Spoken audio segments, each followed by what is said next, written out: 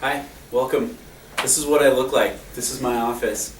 We're going to be doing some videos like this occasionally about review items from previous assignments and previous discussion boards to kind of revisit some ideas and also to get some feedback on some things that I saw going on. So I'm going to start by talking about the top 10 lists that you guys did because we're going to be starting to use those pretty quick. There's going to be a lot of readings coming up that come from your top 10 list as decided by the class. And it was pretty interesting to me because people showed interest in the readings for a lot of different reasons. Personal connections, philosophical and theoretical interest in some phenomenon, an attempt to gain knowledge, something, people wanting to purposely expose themselves to something new, see something from a new perspective, and then some people attempting to apply theory to real life, which is something that we really want to focus on in this class.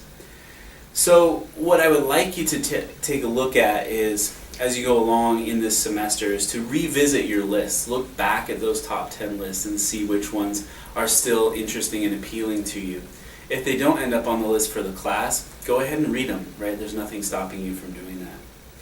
Something else that popped up that I thought was pretty interesting was the idea of depressing readings. Some of the readings from this book talk about some pretty heavy stuff, right? Racism, sexism, all of these different kinds of oppression. And I have a few quotes from some people that I thought were particularly interesting. One of them is, "All of these articles in the long run seem very depressing to read, and this title gives me hope that there is a way to fix some things. Some cycles do come to an end," and I think that one was in reference to The Cycle of Liberation by Bobby Harrow that's near the end of the book.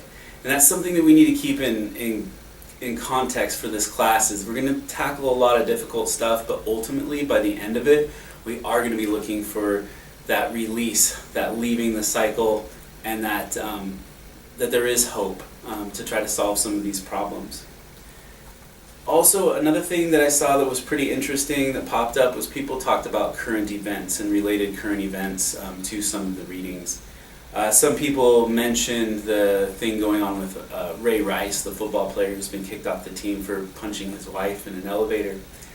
So definitely try to keep up with what's going on in the world, because I can't keep up with everything personally, but with the collective of the class participating and talking about things on the discussion board, we can get a lot of good stuff talked about that relates to readings that are kind of static, even though the world is changing. So the ultimate point of that is to try to make connections between class material and things going on around you. And there were a couple of quotes from people that I thought were particularly related to that idea of connecting theory to life. Right? Someone said, "Months ago I was at my most favorite foot massage establishment and had a moment when I realized that the place could easily be a front for human trafficking." While that's kind of humorous in a way, it's also very serious, and I think making realizations like that can be super important. So, as you progress forward, don't forget to revisit your top 10 list. See you later.